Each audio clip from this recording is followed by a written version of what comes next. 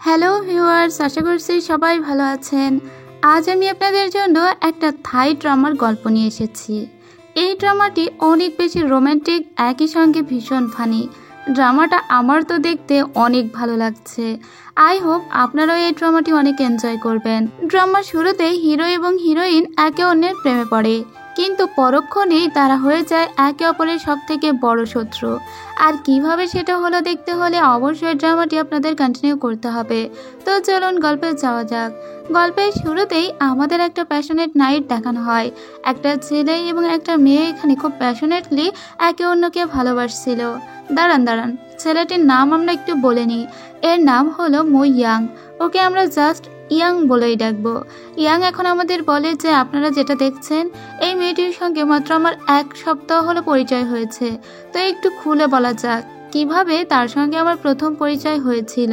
Young একটা সমুদ্রে তখন সার্ফিং করছিল। সার্ফিং শেষে ও যখন তীরে আসে তখন দূরে তাকিয়ে দেখতে পায় একটা মেয়ে হাবুডুবু খাচ্ছে। তাই তো ও আর দাঁড়িয়ে থাকতে পারে না। ও দ্রুত ওর সার্ফিং বোর্ডটা নিয়ে ওই মেয়েটাকে বাঁচাতে চলে যায়। ও মেয়েটাকে বাঁচিয়ে নেয়। মেয়েটির মুখ ভর্তি পানি ছিল।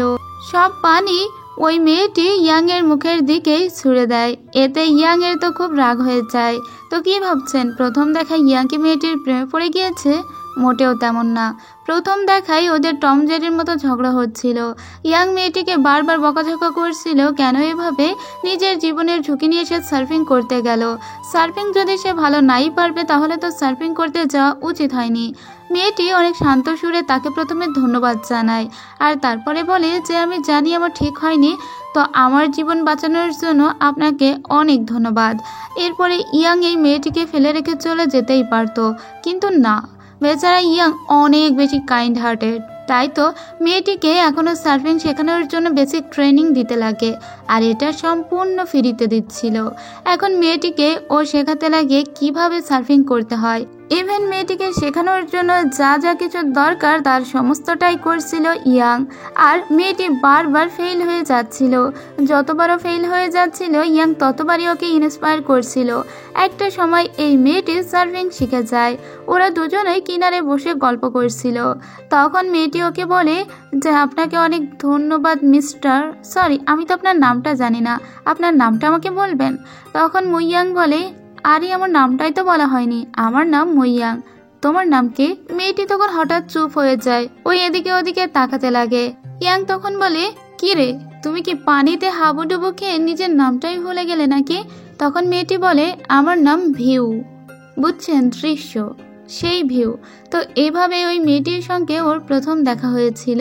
কিন্তু প্রশ্ন হলো, এই সবে ওদের দেখা হলো, তারপরে এরকম একটা প্যাশনেট নাইট কিভাবে সম্ভব হতে পারে? যদিও মাত্র 1 সপ্তাহ ওদের দেখা হয়েছে। তো এখানে আরও একটু ব্যাপার আছে, চলুন আরও একটু খুলে বলা যাক। তো মুইয়াং আমাদের গল্প করে শোনাতে লাগে। এর পরদিন থেকে ওই মেয়েটির সঙ্গে ওর রোজ দেখা হতো। কখনো ও দেরি করে আসতো, তো কখনো মেয়েটি দেরি করে আসতো। এভাবেই ওদের 6-7 দিন একটানা দেখা হয়। মেয়েটিকে ও যখন বলে তুমি অনেক আগে এসেছো তাই না, মেয়েটি ওকে বলে না আমি তো মাত্রই এসেছি। আসলে কেউ কারো কাছে ধরা দিতে চাইছিল না। এরপরে ওরা একটা কফি শপে যায়। লাভ ইউ অনেক কেয়ারফুল একটা মেয়ে, তাছাড়া ও অনেক ম্যাচিউর। একদিন ওরা দুইজন বসে গল্প করছিল, আর এটা ছিল ওদের 7তম রাত্রি। সেদিন ভিউ ওর কাছে জিজ্ঞেস করে যে তুমি এখানে কি এমনি ঘুরতে এসেছো নাকি কোনো প্ল্যানিং করে এসেছিলে? তখন মুইয়াং বলে ও আসলে ওর বাবার সঙ্গে ঝগড়া করে এখানে এসেছে, তবে ওদের ভিতরে পার্সোনাল কথাবার্তা বলা তো নিষেধ। তারপরেও ভিউ বলে তুমি যদি বলতে চাও তাহলে আমি শুনতে পারি, আমি একজন গুড লিসেনার। আমি কিছু হয়তো বলবো না, কিন্তু তোমার কথা আমি মনোযোগ দিয়ে শুনবো। তোমার বলতে অসুবিধা না থাকলে তুমি আমাকে বলো। তো তখন ও বলে যে আমার সম্পর্কে তোমাকে ছোট্ট একটু ডিটেলস বলে দিই। আসলে মুইয়াং এর বাবা অনেক বড় একজন বিজনেসম্যান। ওনার কয়েকটা পার্ক আছে। ওর বাবা সব সময় চায় যে মুইয়াং যেন তার ব্যবসায় হাত লাগায়, কিন্তু মুইয়াং এর সঙ্গে ওর বাবার সম্পর্ক অনেকটা টম জেরির মতো, একদম বাবা ছেলেতে বনে না। ওর বাবা যতবার ওকে বলে যে তুমি আমার ব্যবসায় জয়েন করো, ও ততবার ওর বাবাকে রিফিউজ করে দেয়। এমনকি ওর বাবার সঙ্গে এক বাড়িতে থাকে না, ও নিজে আলাদা একটা বাড়ি বানিয়ে নিয়েছে, যেটা ওর মায়ের বাড়ি, সেটা ওর বাবার বাড়ি থেকে আবার অনেক দূরে। এটা ওর খালাম্মা। তো ওর খালাম্মা আবার ওর বাবার দলে, আর ওর খালাম্মা এসে এখন ওকে অনেক কথা শোনায় আর বলে, তুমি কি অবাধ্য হচ্ছ, বাবার সঙ্গে কিভাবে কথা বলতে হয় এটা জানো না?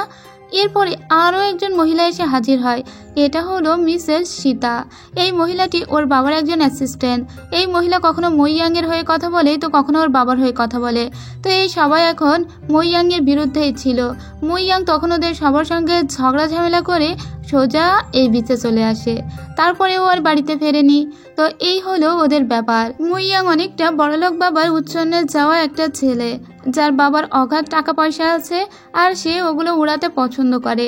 তো এখানে এসে ও যখন ভিউকে সবটা বলে, ভিউ বলে, যদি তোমার মনে কোনো খারাপ লাগা থেকে থাকে তুমি এভাবেই সবসময় আমাকে শেয়ার করতে পারো। এরপরে ওরা দুইজন একসঙ্গে অনেক ড্রিঙ্ক করে, আর এখন তো নিজের আপন মনি বক বক করতে শুরু করে দেয় ইয়াং।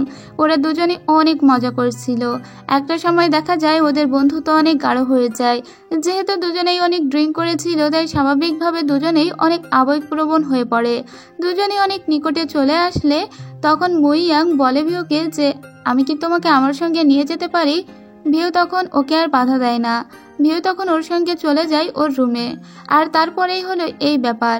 এখন তো আপনারা বুঝতে পারছেন কেন ওরা এখানে, আর এত দ্রুতই বা কেন এখানে, আর আজকে ওদের সঙ্গে ঠিক কী কী হয় তাও তো আপনারা বুঝছেন। এরপরেই ঘটে অন্যরকম ঘটনা। সকালবেলা উঠে মইয়াং কোথাও ভিউকে আর দেখতেই পায় না। ও সারা সকাল ওয়েট করে, কোথাও ও ভিউকে খুঁজেই পায় না, কারণ ভিউ কোথায় থাকে ও জানে না। এমনকি ভিউয়ের ফোন নাম্বারটাও ও নেয়নি, কারণ ভিউ চেয়েছিল এখানে টেকনোলজিবিহীন একটা সুন্দর ট্রিপ উদযাপন করতে। এখন ওর খুব খারাপ লাগে। ওর মনে হচ্ছিল ভিউ এভাবে ওকে না বলে চলে গেল, অন্তত ভিউয়ের সোশ্যাল অ্যাকাউন্টে ওকে অ্যাড করে নিতেই হতো। এখন ও এই কষ্ট কিভাবে দূর করবে? ভিউয়ের জন্য পুরো একদিন ওয়েট করে তার পরদিনও বাড়িতে চলে আসে। সোশ্যাল অ্যাকাউন্টে ও ভিউয়ের কোনো আইডি আছে কিনা খুঁজতে লাগে। তখনই ওর সার্ভেন্ট পিছনে এসে বলে, ইয়াং মাস্টার, আপনি তাহলে প্রেমে পড়েছেন, কিন্তু এভাবে আপনি তো তাকে খুঁজে পাবেন না। আপনি তাকে খুঁজতে হলে আপনার কাছে যদি তার কোনো ছবি থাকে তাহলে সেই ছবি দিয়ে সার্চ করুন। সেই ছবি দিয়ে সার্চ করলে তার যদি সোশ্যাল মিডিয়ায় কোনো অ্যাকাউন্ট থেকেই থাকে তাহলে ঠিকই আপনি তাকে খুঁজে পেয়ে যাবেন। তখনই মইয়াংয়ের মনে পড়ে যে ও একদিন ভিউয়ের সঙ্গে ঘুরতে ঘুরতে ওর একটা ফটো তুলে ফেলেছিল। সেই ফটোটা ওর ক্যামেরাতেই রয়ে গিয়েছে। এখন যদি ওর ভাগ্য ভালো থাকে আর ক্যামেরাটা যদি লিক না হয় তাহলেই ও নেগেটিভটা বের করতে পারবে। কিন্তু ভাই রে ভাই, ওদের কোনো দোকান টোকান নাই। ও নিজের বাড়িতেই এখন এক্সপেরিমেন্ট করতে শুরু করে দেয়। বিকার, কনিক্যাল ফ্লাক্স এইসব নিয়ে ও পুরো গবেষণা শুরু করে দেয়। কিভাবে নেগেটিভ ছবিও বের করতে হয় তাও ভালোভাবেই জানতো। এদিকে ওর খালাম্মা, যার কাজ হলো সারাদিন বসে বসে কোরিয়ান সিরিয়াল দেখা, তো আজকে একটা সিরিয়াল দেখতে গিয়েও দেখে যে ওখানেই হিরো মারা গিয়েছে। তাই ওর খালাম্মা বসে বসে কাঁদতে লাগে। ঠিক তখনই এখানে মইয়াংয়ের বাবা চলে আসে। এই লোকের নাম পুদিন। তো পুদিন যখন এখানে আসে তখনই ওর খালা উঠে দাঁড়ায়, আর ওর খালাম্মাকে ওর বাবা বলে যায় যে বিকাল 4টার সময় লিভিং রুমে তার সঙ্গে দেখা করতে। তো এখন মইয়াংয়ের খালাম্মা ভাবে যে হয়তো তার ভালোবাসা অ্যাকসেপ্ট করে নিবে মিস্টার পুদিং। আসলে এই খালাম্মা আবার মইয়াংয়ের বাবাকে অনেক ভালোবাসে। আসলে মইয়াংয়ের মা অনেক আগেই মারা গিয়েছে। যাই হোক, মইয়াং এখন কোনো রকমের নেগেটিভ বের করে ওর ল্যাপটপে ছবিটা নিয়েছিল, কিন্তু ও চোখ বন্ধ করেছিল যেন ছবিটাও সুন্দর দেখতে পায়। চোখ খোলার পরেই ও যেটা দেখতে পায় তাতে ওর মাথা গরম হয়ে যায়, কারণ এখানে মুখটা ঝাপসা হয়ে চলে গিয়েছিল। এখন মইয়াং কোনোভাবেই এটা মানতে পারে না। ওর পাশে দাঁড়ানো ওর সার্ভেন্ট, এই ছেলেটির নাম আম। তো আম বলে, এটা কি হলো? তুমি যার প্রেমে পড়েছো সে কি কোনো এলিয়েন নাকি? ওর মুখ দিয়ে এরকম আলোর ঝলকানি কেন বের হচ্ছে?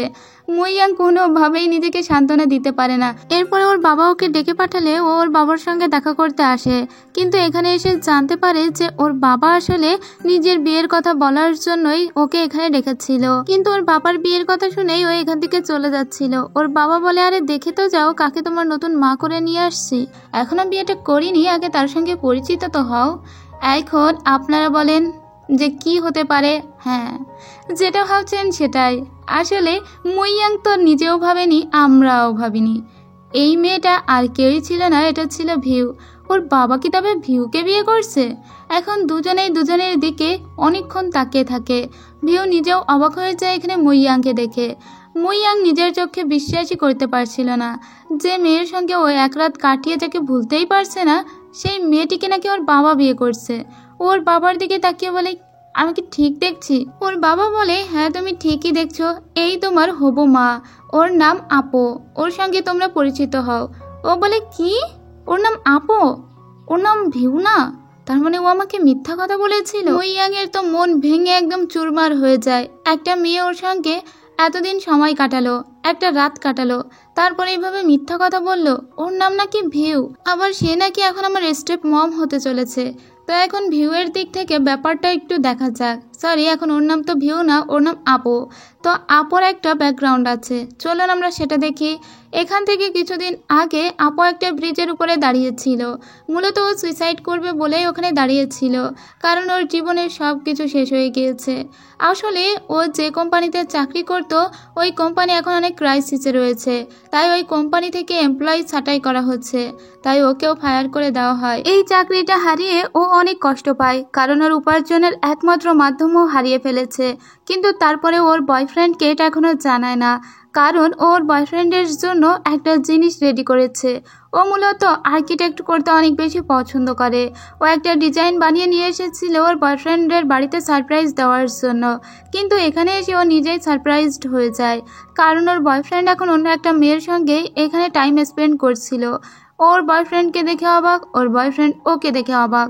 ওর বয়ফ্রেন্ড প্রথমে ওকে একটু ইমপ্রেস করার চেষ্টা করে, ওকে বোঝানোর চেষ্টা করে, কিন্তু স্বাভাবিকভাবে যে কোনো মেয়েই রেগে যাবে, এখানে রিয়াক্ট করাটাই স্বাভাবিক। কিছুক্ষণ পরেই ওর বয়ফ্রেন্ডের পুরো মুডটাই চেঞ্জ হয়ে যায়। ওর বয়ফ্রেন্ড বলে, আমি তোমার সঙ্গে ব্রেকআপ করতে চাই, আমি যে মেয়েটির সঙ্গে এখন আছি ওর সঙ্গেই প্রেম করব, কারণ আমার তোমাকে বোরিং মনে হয়, তুমি তো কাজ ছাড়া জীবনে আর কিছুই বোঝো না, তুমি কি কখনো আমাকে টাইম দিয়েছো? তোমার মতো বোরিং মেয়ে আমি আর একটাও দেখিনি। আপু তখন ওর বয়ফ্রেন্ডের সঙ্গে ব্রেকআপ করে দিয়ে চলে আসে, তবে ও প্রচুর কষ্ট পেয়েছিল। আর তারপরেই তো ও এই ব্রিজের উপরে উঠে দাঁড়ায়, কারণ ও এখন সুইসাইড করতে চেয়েছিল। ঠিক তখনই ওর কাছে একটা ফোন কল আসে। ফোন কল থেকে ওকে বলা হয় যে আপনি একটা লটারি কেটেছিলেন, সেই লটারিটা আপনার বেঁধে গিয়েছে, আমরা 3 জনকে উইনার হিসেবে সিলেক্ট করেছি, আর আপনার লটারিতে আপনি একটা ফ্রি ট্রিপ পাবেন, মানে একটা জায়গায় আপনি ফ্রিতে ঘুরতে যেতে পারবেন। তো ও তো সুইসাইড করতে চেয়েছিল, সেই চিন্তা ভাবনা এখন বাদ দিয়ে দেয়, কারণ ও ফ্রি একটা ট্রিপ পেয়েছে, তাই তো ও এখানে ঘুরতে চলে আসে। এখানে আসার পরে ও একটা সেন্টার থেকে সার্ফিং বোর্ড কেনে এবং সেখান থেকে বেসিক টুকটাক কিছু শিখে ও সার্ফিং করতে নেমে যায়। আর তারপরে কি হয়েছিল আপনারা তো জানেনই, সার্ফিং করতে গিয়ে ও নিজেই ডুবে মরতে যাচ্ছিল। ঠিক তখনই মুইয়াং এসে ওকে বাঁচিয়ে নেয়। আর ও যেহেতু ওর পাশ থেকে পালিয়ে বেড়াতে চাইছিল, এর জন্য পাস্টের ওর নাম যে আপু সেটা আর বলে না, এমনি র্যান্ডামলি ও ভিউ নামটা বলে দেয়, কিন্তু ও বুঝতে পারেনি ব্যাপারটা এরকম সিরিয়াস হয়ে দাঁড়াবে। আসলে ও তো ওর পাস্টের যন্ত্রণা থেকে মুক্তির জন্যই নিজেকে নতুন করে আবিষ্কার করছিল। তো ওরা যখন বন্ধুত্ব করে তখন ওদের ভিতরে কথা হয় যে ওরা একে অন্যকে পার্সোনাল কোনো কোশ্চেন জিজ্ঞেস করবে না। এরপরে ওদের রোজ দেখা হতো, কখনো মুইয়াং দেরি করে আসতো তো কখনো আপু দেরি করে আসতো, এভাবেই ওদের টাইম চলছিল। আর তারপরে যেটা হয় সেটা তো সবারই জানা, কিন্তু সেদিনের সকালবেলা ঠিক কী হয়েছিল তা এখনো আমাদের জানানো হয় না। এত পর্যন্তই কল্পনা স্থির হয়ে যায় আপুর। মুইয়াংও তো স্তব্ধ হয়ে পড়েছিল, ও কি বলবে বুঝতে পারে না। ওর বাবা তখন ইয়াংকে বলে যে তোমার হবু মায়ের সঙ্গে একবার হ্যান্ডশেক তো করো, নাকি তাকে তোমার পছন্দ হয়নি। ও হাত বাড়িয়ে দেয় আপুর দিকে আর বলে নাইস টু মিট ইউ। তখন আপুও ওর দিকে হাত বাড়িয়ে দেয়, কিন্তু এরপরে মুইয়াং ওর হাত শক্ত করে চেপে ধরে আর ওখান থেকে ওকে টানতে টানতে নিয়ে যায়। ওর পিছু পিছু ওর বাড়ির লোকজনও আসতে লাগে, কিন্তু ও বাড়ির দরজায় তালা দিয়ে সোজা আপুকে ওখান থেকে নিয়ে ওর গাড়িতে তোলে, কারণ ওর বাড়ি থেকে ওর বাবার বাড়ি তো অনেক দূর, এটাতে গাড়িতে করেই আসতে হয়। ও গাড়িতে তোলার পরে আপুকে বলে, তুমি কি আমাকে একবার একটা ব্যাখ্যাও দিবে না? আমি তো তোমার কাছে এটা এক্সপ্লানেশন শুনতে চাই। সেদিন তুমি হঠাৎ গায়েব হয়ে গেলে, আর আজকে কিনা তুমি আমার স্টেপ মম হতে ফিরে এসেছো। আপু তখন বলে, তোমাকে বলার আমার কিছুই নেই। মুইয়াং বলে, কিছুই নেই মানে? এত দ্রুত কি আমি ওই রাতের কথা ভুলে যাব নাকি? আপু তখন বলে, হ্যাঁ তুমি ভুলে যাবে, সেই রাত্রে যা কিছু হয়েছিল তার সবটাই তুমি ভুলে যাও। তখন ও বলে, এত সোজা? এখন তুমি আমার বাবার সঙ্গে বিয়ে কিভাবে করছো? তুমি আসলে চাওটা কি? আমার বাবা তোমাকে কোথায় খুঁজে পেল তার সমস্ত কিছু তুমি আমাকে বলবে। কিন্তু এত কিছু এক্সপ্লেন করার মতো ধৈর্য এখন ছিল না আপুর, কারণ এর পিছনেও আরও গল্প আছে। এদের দুজনের ভিতরে এখন ঝগড়াঝাটি শুরু হয়ে যায়। ঠিক তখনই এখানে মুইয়াংয়ের বাবা চলে আসে। মুইয়াংয়ের বাবা বলে, তুমি তোমার হবু মায়ের সাথে এটা কি ব্যবহার করছো? তুমি এরকমটা করতে পারো না। মইয়াংকে বকাঝকা দিয়ে আপুকে নিয়ে ওর বাবা চলে আসে। এরপরে ওর বাবা মইয়াংয়ের ব্যবহারের জন্য আপুর কাছে সরিও বলে। এদিকে আপু তো ফেসে গেল, এ কোন ঝামেলায় জড়িয়ে গেল। এদিকে মইয়াংয়ের মন একদম ভেঙে গিয়েছিল। একটা মেয়ে কিভাবে ওকে এভাবে ধোকা দিতে পারে, ওকে ধোকা খাওয়ার মতো কোনো ছেলে ওর কোনো কিছুই মাথায় ঢুকছিল না। শালা মেয়েরাই ছলনাময়ী, এসব কিছু ভেবেই ও মেয়েদেরকে অভিশাপ দিচ্ছিল। পরদিন সকালবেলা আপু যখন খেতে যাবে তখন ওর খালাম্মা আপুকে কিচ্ছু খেতে দেয় না, আর বলে তুমি আমার থেকে সব কিছু কেড়ে নেওয়ার জন্য এখানে এসেছো তাই না? এই সবজি আমি লাগিয়েছি, তাই আমি তোমাকে এটা খেতে দিব না। আর পুদিনকেও তুমি আমার কাছ থেকে নিয়ে নিতে এসেছো। ডাইনি, তোমাকে আমি কিচ্ছু খেতে দিব না। এটা বলে ওকে ওখান থেকে বিদায় করে দেয়। এদিকে মইয়াং পড়ে পড়ে ঘুমাচ্ছিল, তখনই ওর বন্ধু এসে ডাকাডাকি শুরু করে দেয়। ওর এই বন্ধুর নাম তিন। ও উঠে এসে দিনকে বলে, কি রে, কি হয়েছে? সাত সকালে এরকম ষাঁড়ের মতো চিল্লাচিল্লি করছিস কেন? ওর বন্ধু আসলে গাছ নিয়ে কাজ করে। ওর বন্ধু ওর জন্য একটা সুন্দর গাছ নিয়ে এসেছিল, আর এই জায়গাটায় মইয়াং আসলে গাছপালা লাগিয়ে ভরিয়ে ফেলেছে। ওর বাড়ির চারপাশেও অসংখ্য গাছ লাগিয়েছে। এর পরের দৃশ্যে আমরা দেখতে পাই যে আপুর কাছে ওর খালাতো ভাই বোন এবং ওর খালা কল দিয়েছিল।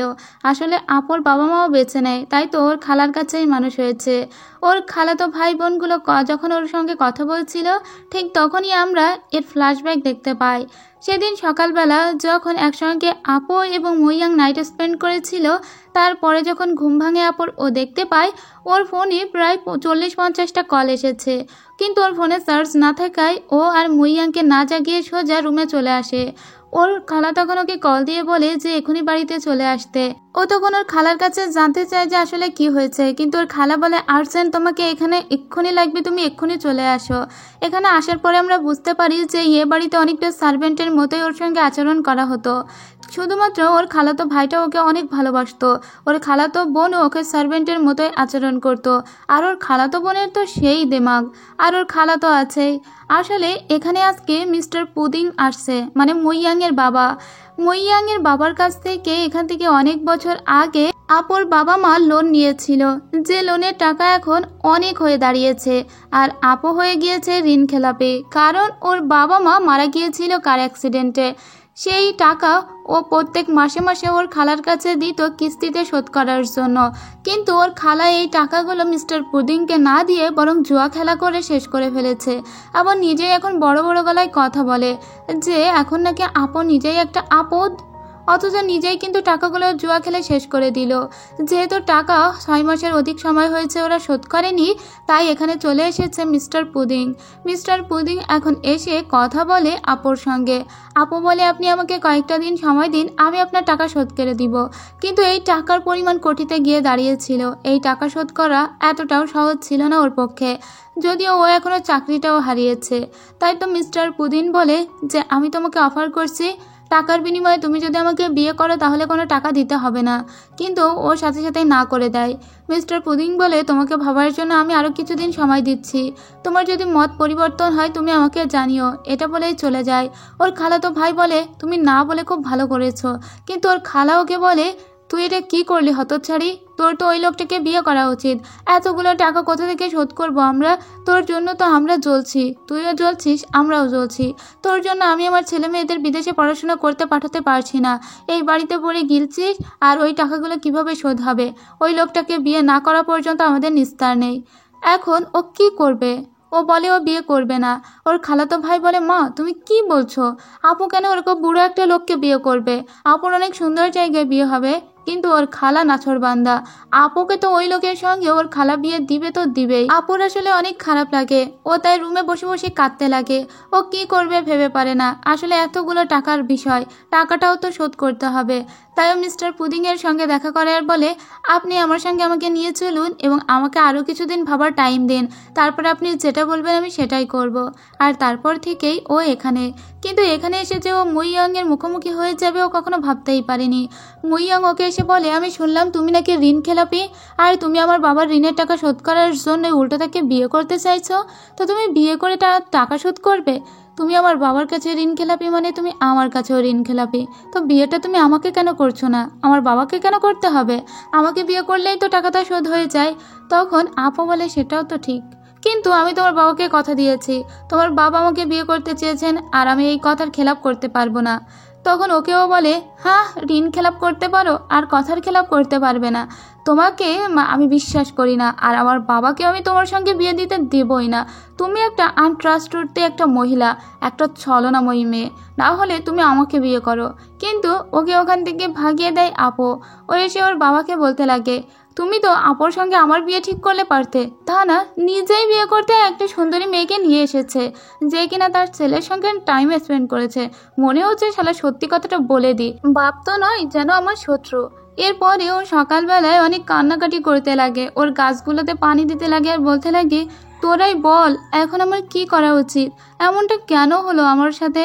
এরপরেই আমরা দেখতে পাই যে আপুকে নিয়ে ওর বাবা ওর কনস্ট্রাকশন সাইটে গিয়েছে। ওর বাবার বিজনেসের সঙ্গে আপুকে এখন ওর বাবা জড়িয়ে নিতে চায়, আর তাই তো ওর বাবা এখন আপুকে একটা ল্যান্ডে পাঠিয়ে দিচ্ছে, যে ল্যান্ডে মানে যেখানেই ঘর বানিয়ে থাকছে মুইয়াং ওই জায়গাটিকে পুরো জঙ্গল বানিয়ে রেখেছে গাছপালা লাগিয়ে, আর ওর বাবা চায় ওই জায়গাটিকে পার্ক করতে। কিন্তু মুইয়াংয়ের মায়ের স্বপ্ন ছিল এই জায়গাটা এত সুন্দর থাকুক আর এখানে গাছপালা থাকুক, তাই মুইয়াং কোনোভাবেই এই জায়গাটিকে কাজে লাগাতে দিবে না। তাই ও এসে এখন পিছন থেকে ধরে ফেলে আপুকে আর বলে, আমার বাবার হয়ে কাজ করে আমি বের করছি তোমার এই জায়গাটাতে, আমি কোনো কিছুই করতে দিব না, তোমার নিউ প্রজেক্ট তুমি তোমার কাছেই রাখো। আর তুমি নাকি আমার বাবার হয়ে কাজ করছো, মাসে মাসে নাকি তোমাকে 2 লাখ করে স্যালারি দিবে, তো তুমি এখানে বিয়ে করতে এসেছো নাকি আমার বাবাকে ডাকাতি করতে এসেছো, বেরিয়ে যাও এখান থেকে।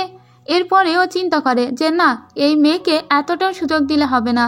ও নিজের বাড়ি ছেড়ে ওর বাবার বাড়িতে ব্যাগ গুছিয়ে চলে আসে, সব সময় আপুকে নিজের চোখের সামনে রাখার জন্য, কারণ ও নিজে নিজে ভাবছে যে হয়তো ওর বাবাকে একদম সর্বশান্ত করতেই এই মেয়ে এসেছে। এরপরে বাড়িতে এসে ও জোরে জোরে আপু আপু বলে ডাকতে লাগে আর বলতে লাগে, ডার্লিং আমি চলে এসেছি, এখন তুমি সব সময় 24 ঘন্টা আমার চোখের সামনেই থাকবে, যা কিছু করবে এই 2 চোখ দিয়ে আমি সব দেখব। এখন আর তুমি কোনো কিছুই করতে পারবে না, কারণ আমার চোখ থেকে বাঁচা এতটাও সহজ নয়। এমনকি ওর রুমের দরজায় একটা ক্যামেরাও লাগিয়ে রাখে। আপু সারাদিনে যেখানে যেখানে যাচ্ছিল মুইয়াং ওকে সব জায়গায় ফলো করছিল, কোনো জায়গায় আপু গিয়ে একটু শান্তি করে কাজ করতে পারছিল না। মুইয়াংয়ের সঙ্গে এবারও ঝগড়া শুরু হয়ে যায়। আপু ওকে বলে, তুমি আমার পিছনে যেভাবে লাগছো তাতে মনে হচ্ছে তোমার আত্মা আমার উপর ভর করবে। তখনই মুইয়াং ওকে আরও বেশি রাগানোর জন্য ওর চারিদিকে মন্ত্র পড়তে লাগে আর ঘুরতে লাগে, আর ঘুরতে ঘুরতে ওর মাথা ঘুরেও পড়েই যাচ্ছিল। তখন আপু ওকে ধরে ফেলে আর বলে, এই তোমার কি হয়েছে, মরে টরে গেলে নাকি? তখন ও আপুকে জড়িয়ে ধরে বলে, না আমি তো তোমার ভিতরে ভর করে নিলাম। তখন আপু ওকে ছুঁড়ে ফেলে দেয়। এবার শুরু হয়ে যায় দুজনের ঝগড়া। আপুকে ও 2 পা ধরে বলে যে আমি তো তোমাকে ছাড়বো না, আমার বাবার কোনো ক্ষতিও করতে দিব না। হ্যাঁ তুমি এখানে এসেছো আমাদের সর্বশান্ত করতে। কিন্তু আপুও তো কম যায় না, ও মুইয়াংকে 2 পা দিয়ে ধরে ফেলে দিচ্ছিল। তখন মুইয়াং আবার ওকে পিছন থেকে ধরে ফেলে। এই টাইমে এসে ওদের বাবা ওদেরকে ডাকছিল, কিন্তু ওদের যে ঝগড়াঝাটি হচ্ছিল ওর বাবা এসে দেখে যে দুজনেই ভদ্র ছেলে মেয়ের মতো দাঁড়িয়ে পড়েছে।